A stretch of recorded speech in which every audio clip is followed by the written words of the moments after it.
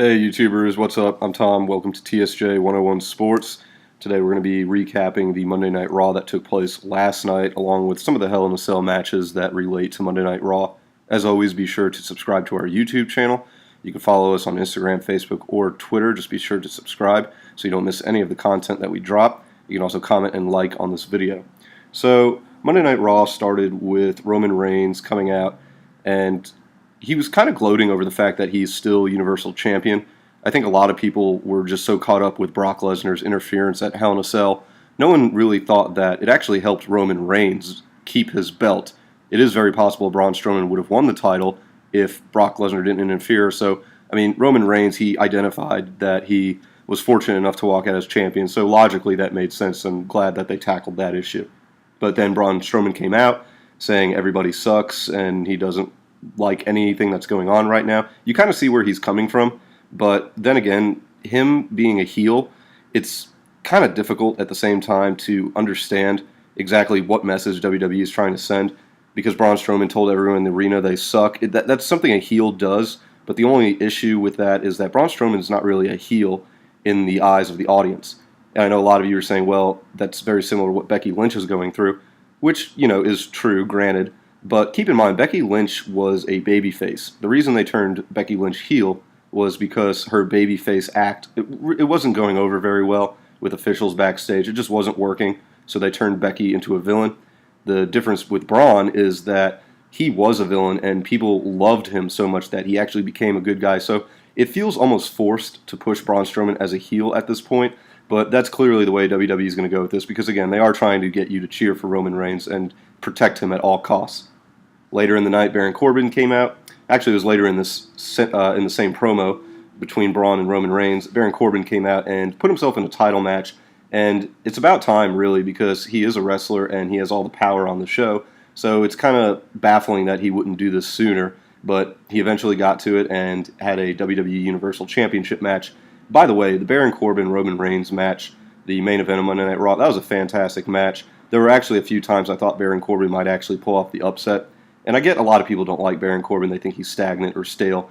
But Baron Corbin knows what he's doing. He's very good in the ring, very underrated with his movesets. And if you recall during the promo he gave at the beginning of the show, people were chanting, "You suck," to Baron Corbin, and all he did was simply say, "I'll wait." So he's very good with the crowd interaction. He knows how to respond to negative heat. Baron Corbin's very underrated for what he can actually do. Moving on to the Shield, though, Roman Reigns won the match. Seth Rollins also defended his Intercontinental Championship last night. He won his match against Dolph Ziggler. Kind of saw that coming. They are the most dominant stable in all of WWE right now, so it's going to take a lot for Roman Reigns, Seth Rollins, or Dean Ambrose to lose a match, especially when it's just a one-on-one match on Monday Night Raw. We also saw the tag team division get a little more depth, if you will. Chad Gable defeated Victor in a one-on-one match. I want to go to Konnor real quick of the Ascension, because this guy is really, really big, and if WWE wanted to split up the Ascension, it does seem likely that Konnor would get a big singles push. If you remember a couple years ago at Elimination Chamber, it was actually the Elimination Chamber event that Bray Wyatt won the WWE title. The Ascension, Victor and Konnor, they almost won the SmackDown Tag Team Championship match. Victor and Konnor, they were walking to the ring, and they actually bumped shoulders with the Usos. That was Konnor, and that's not a huge deal, but it is a little side snippet that kind of lets you know Konnor knows what he's doing. He's got great awareness when he's in the ring or near the ring, and he uses his size and power the best way he can. Again, this is the Ascension, so they don't get a ton of TV time, so they have to make as much noise as they can when they're on TV. And Konnor did, he's been on my radar since that shoulder bump with the Usos at Elimination Chamber, and I think this past Monday Night on Raw, he just showed a little bit more of what power he's able to display by easily knocking over Chad Gable and Bobby Roode.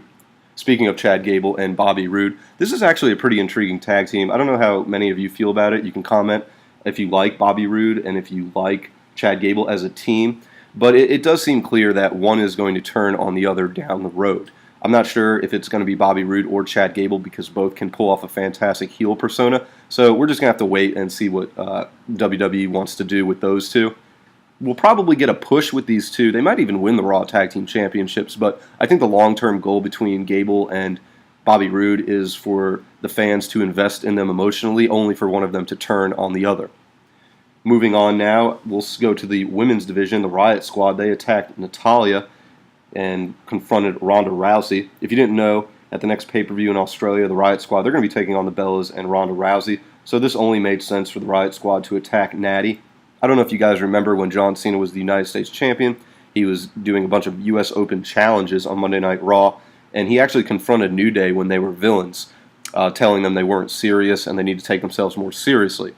So later in the night, John Cena had his U.S. Open challenge, and Dolph Ziggler was going to come out and respond to the Open challenge, only for New Day to beat the crap out of Dolph Ziggler and drag him out onto the stage. It's something that is very similar to what the Riot Squad did to Natalya this past Monday Night Raw.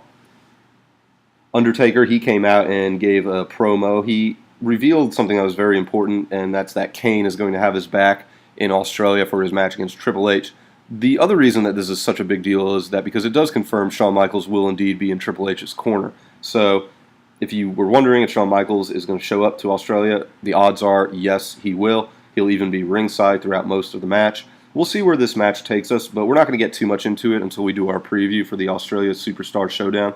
But just know that Shawn Michaels and Kane, this pretty much confirmed that they are going to be involved in the Triple H Undertaker match, which even adds fuel to the fire that Shawn Michaels and Undertaker, they might fight at WrestleMania this year. Moving on, we got to see a little bit of Lio Rush. I don't know what many people think of Lio Rush, but this guy, in the few weeks he's been on Monday Night Raw, the past 2 weeks, he's actually done very, very good. He has really a ton of charisma that works, but not sure if he's a heel or a good guy. I mean, the guy looks like a heel. He seems almost like a shady car dealsman or like an agent that wants more than 10%.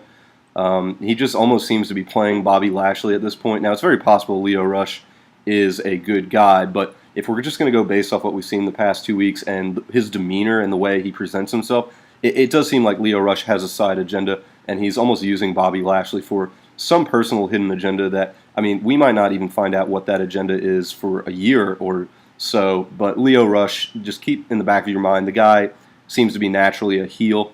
The charisma he, exerts from himself to the crowd is that of a heel, and so it would be a little bit odd to see Lio Rush just become a good guy with Bobby Lashley. So just keep in the back of your mind that Lio Rush, although he is very, very good at what he does as far as being a microphone talent, the guy's charisma is really, really solid, and WWE can use that to push his character, especially in a villainous role on Monday Night Raw.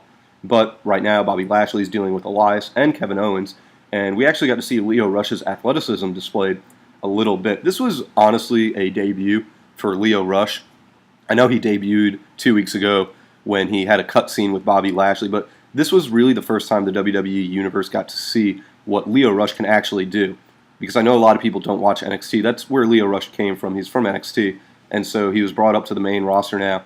And this whole episode of Monday Night Raw, like Lio Rush came out and said his name. He quote-unquote reintroduced himself, kind of told Elias what his purpose was in the WWE, which is one of the big things for me, at least, is when a new wrestler comes on the scene. It's like, why are you there? Why are you in the WWE? And so whenever a character gives his or her purpose for being in the WWE, that's added extra brownie points for me because it gives the character depth.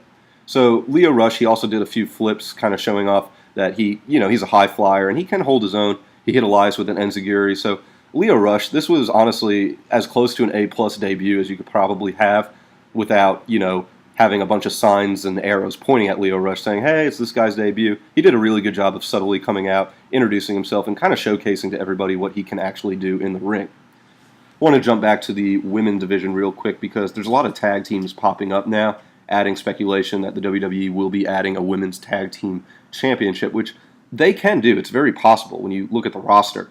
We saw Mickie James and Alicia Fox team up to take on Ember Moon and Nia Jax. Nia Jax, Ember Moon, that's actually a pretty intriguing tag team, but we have seen Mickie James and Alicia Fox pretty much together with Alexa Bliss, so that's one team right there. We also have the Riot Squad, who we talked about earlier, they're a team. We have the Bella Twins, they're a team.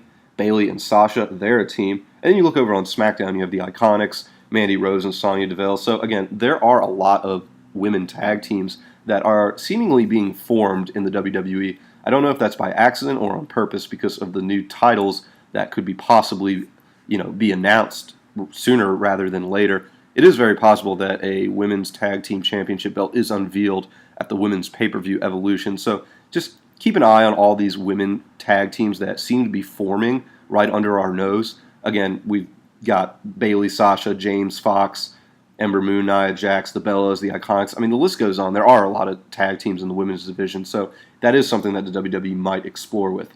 We also saw AOP. Speaking of tag teams, they had a squash match. This is just something, I think every wrestling fan knows that the WWE likes to have some squash matches in order to push talent. We saw the same thing with Braun Strowman and Nia Jax recently, where they'd go to the ring and beat up a local talent. It's kind of what we're seeing with AOP. The only big thing with AOP that I think a lot of people are not really buying with them is Drake Maverick. Now, that's not knocking Drake Maverick. He is a great manager, but the fact that he dresses like AOP, that's really weird. He seems almost out of place not in his suit, especially if he's going to be managing two monsters like AOP. You go back in time, there aren't too many managers who actually dressed like the tag team that they were managing. I know that, Spike Dudley might come to some people's minds when you're talking about a manager who dresses like their tag team. But Spike Dudley competed a lot, and he was kind of an original member of the Dudley Boys. Drake Maverick wasn't an original member of AOP. So it's just kind of odd to see him dressed like Authors of Pain. But, Drake Maverick is really, really good, and they do need a mouthpiece if they want to succeed. And that's something Ellering could not do. He was a great manager, but he's not a microphone talent by any means. So you ditch him, you add Drake Maverick, and then all of a sudden you have some charisma for these two behemoths. So we'll see what Authors of Pain do moving forward, but this is kind of urgent for WWE to get them moving because, again, the Raw Tag Team division just isn't strong as a whole. And then finally, just want to talk about the Universal Championship match real quick because it really was a good match. But Baron Corbin finally addressing the logic, the elephant in the room, which is making yourself a Universal Champion. Baron Corbin is the general manager of Raw, and he's a wrestler. So logically, that should tell you that the wrestler should be trying to figure out a way to become champion. That is the whole goal of wrestlers in WWE is to become a champion. So if a wrestler gets appointed general manager and has all this, power, unlimited power, you would think the wrestler would use it to get the belt. Baron Corbin finally addressed that issue on Monday Night Raw, put himself in the Universal Championship match against Roman Reigns, and it was a good match. I think the best part was Baron Corbin actually reversing a Roman Reigns spear into a deep six powerbomb. I get why people don't like Baron Corbin. They think his wrestling is stagnant. I mean, he is a brawler, so it is very slow paced, but the guy's intense, and his matches are usually pretty good. So there's no real issue on our end with Baron Corbin putting himself in the Universal Championship match. It made sense logically from a story standpoint and a character standpoint of Baron Corbin. And not only that, but his matches are actually good, so it was enjoyable overall. However, Baron Corbin is starting to abuse his general manager power, so this does open the door for Kurt Angle to come back. Not only is Baron Corbin just throwing his weight around the roster, putting himself in title matches, putting the Shield in title matches where they have to defend their titles, but now Brock Lesnar is in the title picture again, something Kurt Angle was very adamant against. So you have all this, controversy and chaos surrounding Baron Corbin. It only makes sense that Kurt Angle is going to come back, and you will see some sort of Kurt Angle versus Baron Corbin feud for general manager authority. This could go a couple different ways. It could go Team Corbin versus Team Angle at Survivor Series in November. You could also just have Baron Corbin fight Kurt Angle one-on-one, and the winner will get the GM job permanently. So there's a few different ways that this can go, but keep in mind, the reason Baron Corbin is making all of these decisions right now is to set up a feud with Kurt Angle coming back. So that's kind of where WWE is going with this. Again, be sure to subscribe to our YouTube channel so you don't miss any of the content that we will bring you. Also, be sure to follow us on Instagram, Facebook, and Twitter as well. Thank you guys so much. Hope you enjoyed the video, and we'll see you tomorrow for SmackDown.